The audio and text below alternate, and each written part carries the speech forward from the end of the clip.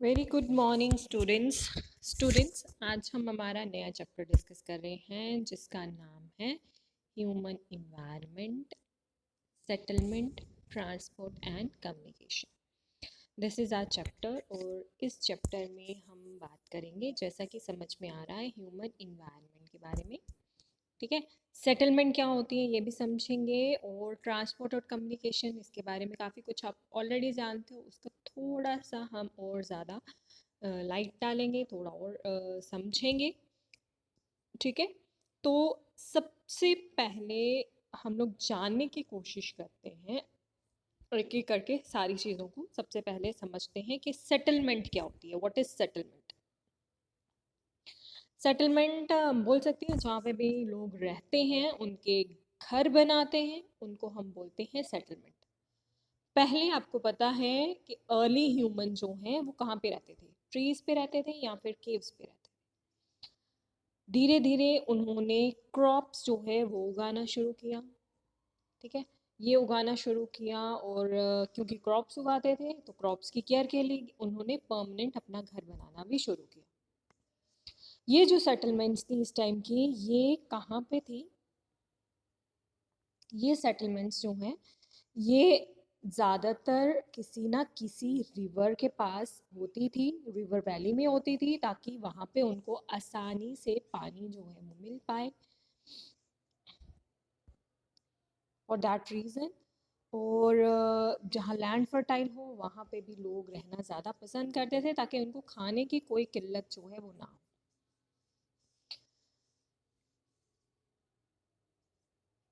जैसे जैसे trade develop हुआ, लोगों ने और मार्केटिंग की, कमर्स डेवलप हुआ, मैन्युफैक्चरिंग ज़्यादा होने लगी, ह्यूमन सेटलमेंट जो है वो और भी ज़्यादा बड़े होने लगी। पहले वो विलेज के जैसे हुआ करती थी, बड़ी बड़ी सिटीज़, फिर और उससे भी ज़्यादा मेट्रोपॉलिटन सिटीज़ बनने लगी। सेटलमेंट जो है वो फ्लरिश करी काफ़ी ज़्यादा, और सिविलाइजेशन डेवलप हुई ज़्यादातर रिवर के पास। रीज़न बता दिया, रीज़न इज़ कि उनको पानी की कमी ना हो, इसलिए ज़्यादातर सिविलाइजेशंस जो है वो हमेशा रिवर के आसपास या वाटर बॉडीज़ के आसपास ही रही हैं। ठीक है, ये पुरानी सिविलाइजेशन जितनी भी हमने पढ़ी हैं, इंडस पढ़ी है, 6 में हमने टिग्रिस, नाइल, वांगहो, ये सारी रिवर्स के नाम हैं। ठीक है, और इंडस वैली सिविलाइजेशन आपको याद होगी, जिसको हड़प्पन सिविलाइजेशन भी बोला गया। इसके अलावा इन सारी रिवर्स के पास बहुत बड़ी और एनिशेंट सिविलाइजेशन जो है वो पाई गई हैं।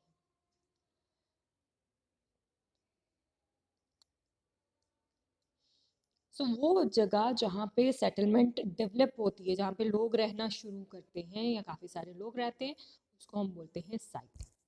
बहुत सी नेचुरल कंडीशंस जो हैं वो भी डिफाइन करती हैं, वो भी बताती हैं कि लोग कहाँ रहना पसंद करेंगे। जैसे कि जहाँ का क्लाइमेट अच्छा होगा वहाँ लोग ज़्यादा रहना पसंद करेंगे, मतलब ऐसा होगा ना तो ज़्यादा गर्म और ना ज़्यादा ठंडा, वैसे वहाँ जाके लोग ज़्यादा पसंद करते हैं रहना। इसके अलावा जहाँ आसानी से पानी मिल जाए, ज़मीन मिल जाए, सॉइल मिल जाए, और आज तक रोड, आजकल तो लोग रोड अवेलेबिलिटी भी देखते हैं कि जहाँ आसानी से रोड उनके घर तक पहुंच पाए, तो वहीं लोग रहना ज़्यादा पसंद करते हैं।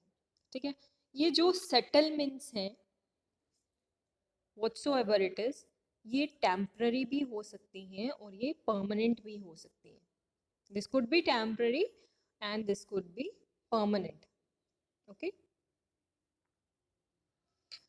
टेम्पररी जैसे कि हमारे बहुत सी ट्राइबल कम्युनिटीज़ रहती हैं, जैसे गुज्जर बकरवाल्स हो गए। ठीक है, कोई परमानेंट घर नहीं है, एक जगह से दूसरी जगह मूव करते रहते हैं, टेम्पररी कहीं पे भी अपना टेंट वगैरह लगा देंगे, शेल्टर, थोड़ी देर वहाँ पे रहेंगे और फिर दूसरी जगह चले जाएंगे। तो that is temporary settlement. Permanent जैसे हमारे घर होते हैं, परमानेंट घर होते हैं, उसको हम बोलते हैं परमानेंट सेटलमेंट। ठीक है,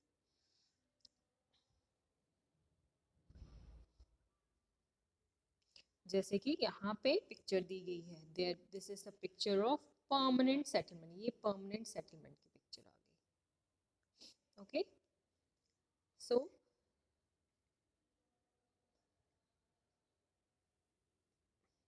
let's move to next page. अभी हम समझते हैं एक छोटी सी स्टोरी जो कि है मैरी के बर्थडे की। मैरी के बर्थडे पार्टी में सिटी से लोग हैं, गांव से भी लोग हैं। जैसे प्रसाद जो है वो विलेज से है, और वो देखता है कि गुरप्रीत को यहाँ मैरी के बर्थडे में आने में बहुत प्रॉब्लम हुई क्योंकि ट्रैफिक बहुत ज़्यादा था। तो वहाँ पे सब बात करते हैं कि इतना ज़्यादा पोल्यूशन बढ़ रहा है, इतना ज़्यादा ट्रैफिक बढ़ रहा है क्योंकि ज़्यादा लोग जो हैं वो सिटीज़ में रहना पसंद कर रहे हैं, बिकॉज ऑफ उनको लगता है कि सिटीज़ में ज़्यादा फैसिलिटीज़ हैं। तो लोग जो हैं वो काम की वजह से और भी फैसिलिटीज़ की वजह से, एजुकेशन हो गया, मेडिसिनल फैसिलिटीज़ हो गया, उसकी वजह से उनको लगता है कि सिटीज़ में रहना बेटर है। बट प्रसाद का मानना है कि सिटी में भी बहुत बड़े बड़े सिनेमा हॉल होंगे और चीज़ें होंगी, बट गांव में जितनी खुली स्पेस है, जितनी ओपन स्पेस है, उतनी सिटीज़ में नहीं है। ठीक है, तो दिस इज समथिंग कि हम गांव के लोग जितनी नेचर के पास रह पाते हैं उतने सिटीज़ के लोग नहीं रह पाते। तो दिस, इसके साथ हम एक वर्ड भी समझ लेते हैं जिसका द वर्ड इज ट्रांसह्यूमेंस, जो टेम्पररी सेटलमेंट में ये टर्म या हमें यूज में आएगी, जहाँ पे लोग जो हैं अपने जैसे ट्राइबल ग्रुप्स होते हैं, ट्राइबल ग्रुप्स आपने देखा होगा, कुछ ग्रुप ऐसे होते हैं जो भेड़ बकरियां चराते हैं और सीजन टू सीजन वो चेंज करते हैं अपनी प्लेस। जैसे अम, एक कम्युनिटी है वो पहाड़ों में, गर्मियों में पहाड़ों में चले जाएगी। ठीक है, ट्राइबल ग्रुप जनरली, क्योंकि पहाड़ों में गर्मियों में उनको घास मिल जाएगी, खुली जगह भी मिल जाएगी, बर्फ़ नहीं होगी तो। जबकि समर्स में, क्योंकि सॉरी विंटर्स में वो दूसरे मैदानी इलाकों में आ जाएंगे, क्योंकि पहाड़ों में बर्फ़ पड़ी होगी, उतना खाने के लिए नहीं होगा, ठंड बहुत ज़्यादा होगी, तो दूसरे मैदानी इलाकों में आ जाते हैं एनिमल्स को चराने के लिए। तो ये जो मूवमेंट है, जब ये अपने भेड़ बकरियों के साथ खुद भी जाते हैं, उनको भी लेके जाते हैं, ये जो मूवमेंट है इसको हम बोलते हैं ट्रांसह्यूमेंस। तो अभी हमने स्टोरी भी जानी मैरी की, जहाँ गुरप्रीत सिटी में रहती है, बहुत पॉपुलेशन है वहाँ पे, और प्रसाद जो है वो गांव में रहता है, ज़्यादा पॉपुलेशन नहीं है, खुली स्पेस ज़्यादा है, नेचर के पास ज़्यादा रहते हैं। तो वहाँ से हमें दो तरीके की और सेटलमेंट के बारे में पता चला। ठीक है, वो सेटलमेंट कौन सी है? One is compact settlement, okay, another one is scattered settlement. अब कॉम्पैक्ट और स्कैटर्ड सेटलमेंट क्या होती है, लेट्स अंडरस्टैंड। कंपैक्ट सेटलमेंट, जैसे आप देख सकते हो इस पिक्चर में, कितने ज़्यादा घर हैं एक दूसरे के, कितने ज़्यादा क्लोज हैं, बिल्कुल पास पास में, शहरों में बिल्कुल पास पास में घर होते हैं। तो ये जो सेटलमेंट है बिल्कुल compact, this is called as compact settlement. बहुत कम स्पेस है और बहुत ज़्यादा घर हैं, छोटी सी जगह पे बहुत ज़्यादा लोग जो हैं वो रहते हैं।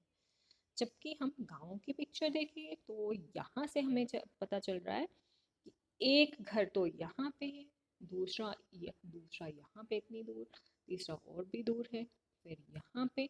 तो लोग जो हैं वो सेटल तो हैं एक जगह पे, लेकिन घर जो हैं वो उनसे काफ़ी दूर है। ठीक है, तो इस तरह के सेटलमेंट को हम बोलते हैं scattered settlement. This is called as scattered settlement. Okay,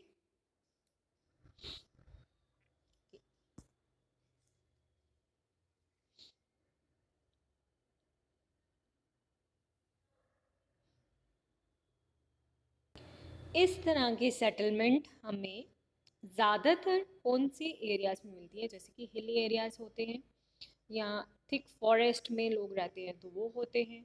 उसके अलावा जहाँ पे बहुत एक्सट्रीम क्लाइमेट होता है, मतलब या तो बहुत ज़्यादा गर्मी होती है या बहुत ज़्यादा ठंड होती है। ठीक है, जैसे डेजर्ट हो गया, एक्सट्रीम क्लाइमेट होता है, वहाँ पे बहुत गर्मी हो जाती है दोपहर को।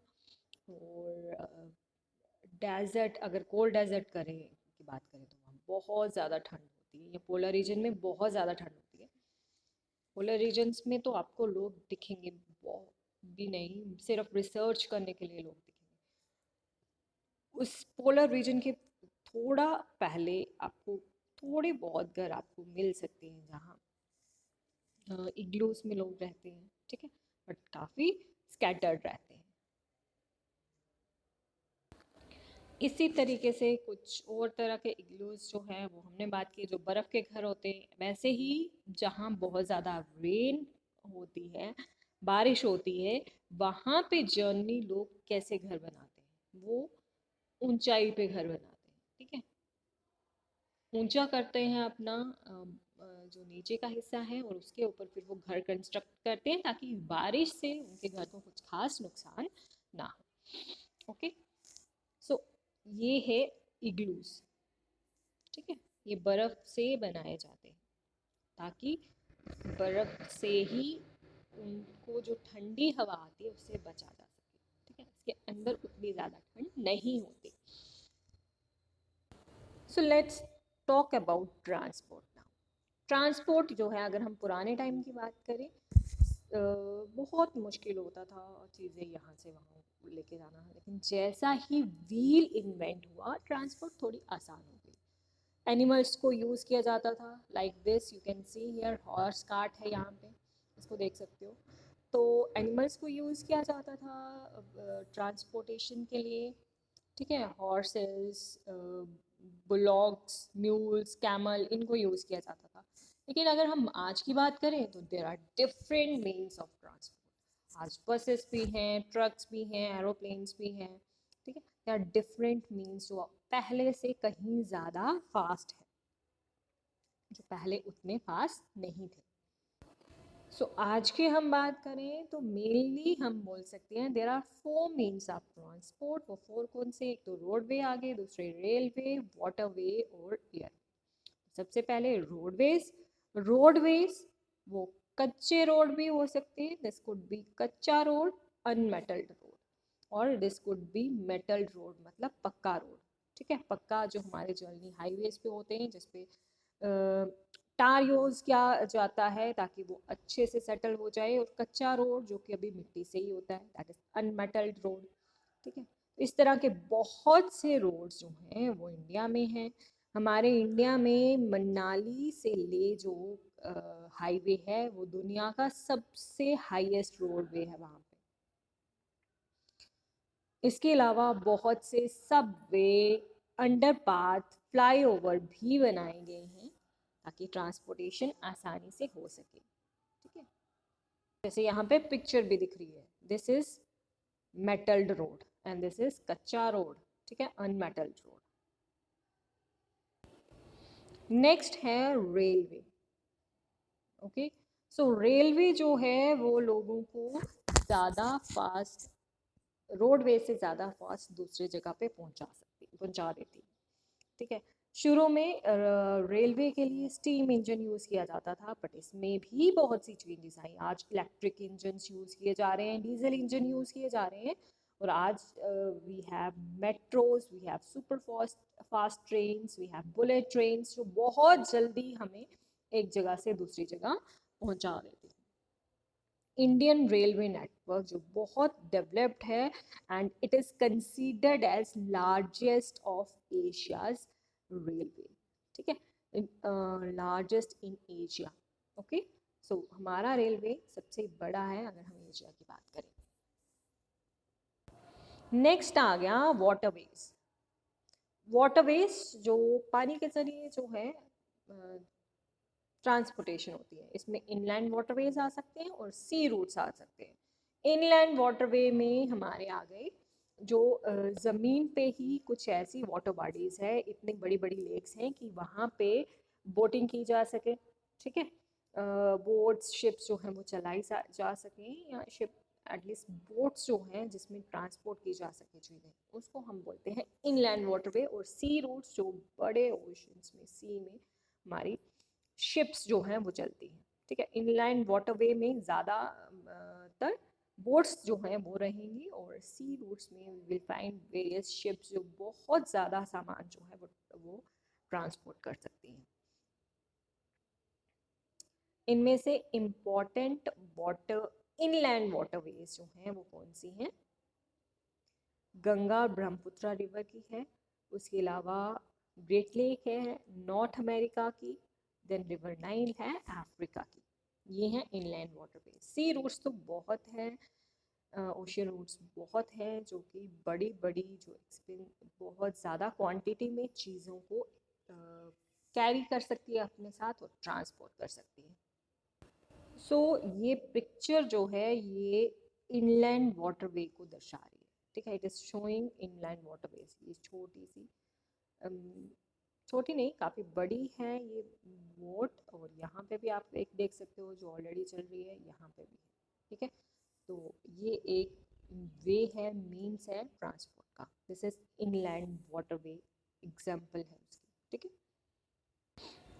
नेक्स्ट है हमारा एयरवेज। एयरवेज सबसे फास्टेस्ट वे ऑफ ट्रांसपोर्ट है 20th सेंचुरी में, और सबसे एक्सपेंसिव भी है, ठीक है। इसमें बहुत ज़्यादा रिस्क है क्योंकि और साथ में फ्यूल भी इसका काफ़ी एक्सपेंसिव आता है। एयर ट्रैफिक जो है, एयरवेज जो हमारे जो हैं एयर ट्रैफिक्स जो हैं वो इफ़ेक्ट होते हैं बैड वेदर की वजह से। अगर मौसम अच्छा नहीं है, फॉग है, स्टॉर्म है, तो ट्रेवल करना काफ़ी मुश्किल हो जाता है। But this is the only means of transport जो बहुत दूर दूर जगहों पे पहुंच सकता है, क्योंकि इसके लिए कुछ नीचे कंस्ट्रक्ट करने की, जैसे रोड में कंस्ट्रक्ट करने की ज़रूरत पड़ती है, रेलवे में कंस्ट्रक्ट करने की ज़रूरत पड़ती है, एयरवे में वैसा कुछ कंस्ट्रक्ट करने की नहीं पड़ती। हेलीकॉप्टर्स जो हैं वो एक्सट्रीमली यूज़फुल हैं, बहुत काफ़ी एरिया में जहाँ बाकी चीज़ें नहीं पहुँच सकती वहाँ ये हेलीकॉप्टर्स जो हैं वो पहुँच सकते हैं। लेकिन सीज़न में, सीज़न की वजह से, क्लाइमेट की वजह से, सॉरी वेदर कंडीशन की वजह से यहाँ पे प्रॉब्लम हो सकती है इनके चलने में। बट बहुत आपने टीवी में भी देखा होगा हेलीकॉप्टर्स यूज़ किए जाते हैं जब भी कोई नेचुरल कैलेमिटी हिट होती है, लोगों को खाने की मुश्किल आती है, तो उनको खाना जो है डिस्ट्रीब्यूट किया जाता है, हेलीकॉप्टर से मांगा जाता है, पानी दिए जाते हैं, क्लोथ्स दिए जाते हैं, मेडिसिन दी जाती हैं, ठीक है। तो इसके साथ बहुत से इंपॉर्टेंट एयरपोर्ट्स इंडिया में भी हैं और बाहर भी हैं, जैसे कि एयरपोर्ट इंडिया में दिल्ली, मुंबई, इसके अलावा बाहर दूसरे देशों की बात करें, New York, London, Paris, Frankfurt, Cairo, यहाँ पे हमारे मेन एयर स्टेशंस हैं। नेक्स्ट हम समझते हैं कम्युनिकेशन। कम्युनिकेशन क्या है? कम्युनिकेशन एक तरीका है, एक प्रोसेस है जिसके ज़रिए हम अपनी बात, अपना मैसेज दूसरों तक पहुंचा सकते हैं। टेक्नोलॉजी के साथ इसमें भी बहुत सी चेंजेस आए। इसमें अगर हम कम्युनिकेशन की बात करें तो बहुत तरीके यूज़ किए जाते हैं, जैसे अभी इंटरनेट पे, this is one way of communication. अगर हम पहले के टाइम की बात करें तो earlier there was newspapers, radio थे कम्युनिकेशन करने के लिए, एक इंसान बोलता था, अपना मैसेज प्रोवाइड करता था, बाकी वाले सुनते थे, ठीक है। टीवी था, बट अभी और ज़्यादा चेंजेस आई हैं। ये जो जितने भी हैं न्यूज़पेपर, रेडियो, टेलीविज़न, इनको हम मास मीडिया भी बोलते हैं। सैटेलाइट्स की वजह से कम्युनिकेशन और ज़्यादा आसान हो गया है। इसकी वजह से सैटेलाइट्स की वजह से हम ऑयल एक्सप्लोरेशन कर सकते हैं, सर्वे फॉरेस्ट का कर सकते हैं, अंडरग्राउंड वाटर ढूंढने में ये हेल्प करता है, बहुत सी और चीज़ों में, वेदर फोरकास्ट, मिनरल वेल्थ के बारे में, डिज़ास्टर वार्निंग के बारे में, ये हमें इंफॉर्मेशन सैटेलाइट्स प्रोवाइड करते हैं। और आज हम कम्युनिकेशन की बात करें तो ये मास मीडिया के अलावा we have personal means of communication, जैसे कि ईमेल हो गया, इंटरनेट के ज़रिए वायरलेस टेलीफोन्स हो गए, ठीक है, आपके मोबाइल फ़ोन्स हो गए, they are very popular now it. Social जो नेटवर्किंग की वजह से पॉसिबल हो पा रही है, पर्सनल कॉन्टैक्ट्स पॉसिबल हो पा रहे हैं। और आज हम इसी वजह से बेटर, इतनी डेवलप जो हमारी कम्युनिकेशन हो गई है, उसी को की वजह से हम दुनिया को आज एक ग्लोबल विलेज भी बोलते हैं, ठीक है। क्योंकि दुनिया जो है वो जितनी इतनी दूर थी, आज हम उतने ही क्लोज आते जा रहे हैं, एक दूसरे के कल्चर के बारे में जान रहे हैं, पहले तो टीवी की वजह से, पर आज और भी ज़्यादा सोशल नेटवर्किंग की वजह से हम एक दूसरे के कल्चर के बारे में, उनके बारे में जान पा रहे हैं। एक इंसान दुनिया के एक कोने में बैठा है तो वो दूसरे से इसी कम्युनिकेशन की वजह से किसी भी नेक्स्ट सेकेंड वो उससे बात कर सकता है, ठीक है। They are coming close, we can to each other, ठीक है। We all are coming close to each other, इसीलिए हम आज की दुनिया को ग्लोबल विलेज बोलते हैं। ओके, एट लास्ट आप अपना ये मैप देख सकते हो जिसमें दुनिया के सारे एयरपोर्ट्स और सी पोर्ट्स के बारे में बताया गया, ठीक है। ये जो रेड कलर लाइंस हैं, रेड कलर लाइंस हैं, ये हमें एयर रूट्स के बारे में बता रही हैं। दीज लाइंस, यहाँ ये एयर रूट्स हैं, ठीक है। इसके ज़रिए हमारे एरोप्लेन्स जो हैं वो चलते हैं। और ये ब्लू कलर जो है, ये हैं हमारे सी रूट्स, यहाँ पे शिप्स चलती हैं और इसके ज़रिए ट्रांसपोर्टेशन पॉसिबल हो पाती है, बहुत सी मार्केटिंग पॉसिबल हो पाती है। बहुत से ब्रांड्स जो हैं जो बाहर के देश में हैं वो इंडिया में आ पाते हैं, और इंडिया की बहुत सी अच्छी चीज़ें, बहुत से अच्छे अच्छे प्रोडक्ट्स जो हैं बाकी दुनिया में जा पाते हैं इन्हीं रूट्स के ज़रिए, ठीक है। ये जो सेंटर्स आपको दिख रहे हैं ब्लैक डॉट के साथ इस मैप पे, all this centres are important sea या एयरपोर्ट्स, इम्पॉर्टेंट सी पोर्ट्स हैं यहाँ पे, ये इम्पॉर्टेंट एयरपोर्ट्स, ठीक है। With this we complete our chapter. Thank you so much.